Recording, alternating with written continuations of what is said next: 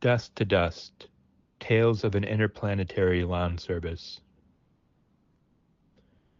He had passed the interview and now had a job. On the rocket ship, his mind wandered as he sped through space. His other colleagues weren't really talking, so he was alone with his thoughts. He was glad to finally find work. Now he could pay his bills and afford the school for his daughter. He was an interplanetary lawn serviceman, or that was the job title they had given them. Some wealthier person in her nice home on a distant planet had hired them to cut her lawn and trim the hedges. Why did she need to fly them several millions of kilometers away just to do that? He didn't really care enough to think about that. He was just glad he was going to get a paycheck. As they entered the planet's atmosphere, he was struck by how large its sun was from here. This planet must have had a much closer orbit than his. He had never seen anything like it. It covered 3/4 of the sky in a big radiating ball of yellow. They landed on the surface and prepared to dock. He immediately felt the heat. Covered in a thick suit, several thousand degrees only felt like 100 or 110 Fahrenheit, like he was sitting on a tanning bed. But that was still very hot for his body. In front of him was a large home amidst a block of identical rows. It looked like all the others he'd expect from the suburbs of his planet. A large panel house with a garage, a little street connecting it to the other homes in the small neighborhood, a small patio with a few plants desperately clinging to the life that there. In the back there is nearly an impeccable green lawn, an almost perfect square, kept nicely despite subtle coats of brownish planetary dust. In the horizon lay a barren hellscape of dust and sand. Some of it had melted in the heat, leading to small streams of molten sand flowing into molten lakes. Little sand dunes had carved themselves along these little molten streams. The shifting sands ended harshly at the property line, where her lawn started, which, except for the little sprinkling of dust, formed an impeccable boundary between their little suburban community and the planet's lifeless austerity. The suburban home looked like an oasis of order within the desolate planet. His manager motioned to get to work. His one colleague started mowing the lawn, while another took care of the hedges and plants on the patio to try to keep them alive. He took the special blower they gave him and blew the planetary dust into the wasteland. After several minutes of this meditative work, all the dust he so meticulously blew off her lawn flew into the great beyond, falling along a lava stream. At the edge of the property, he started to feel the same wind that must have swept the dust in the first place, trying to suck him out as well.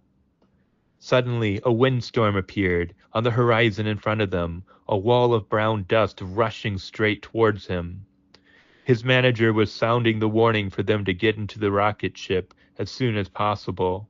He managed to turn around, but he could barely move.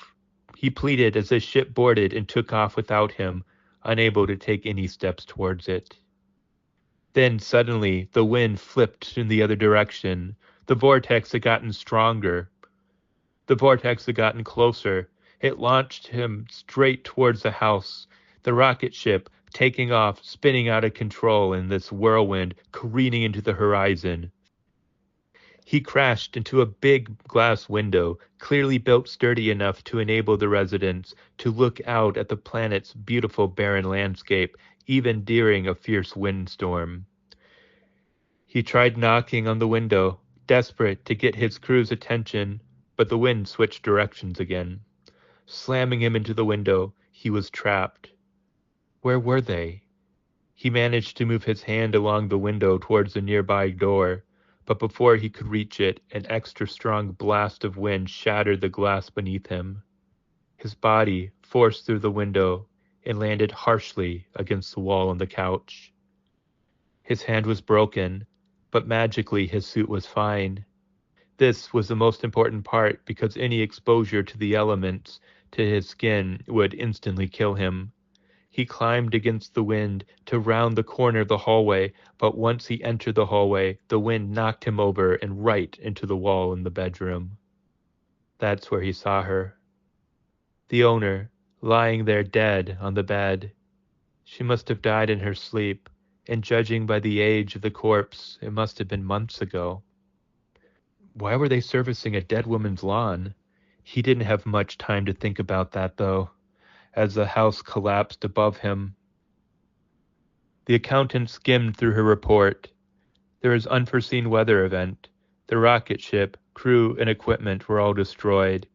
The potential for this happening was nothing the company hadn't already accounted for and insured.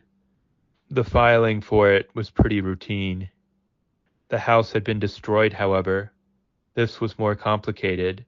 They now had to contact the owner to try to see whether she would like to change in service. After many attempts to reach her, she did not respond. The latest crew was sent to knock on her door and ask her in person.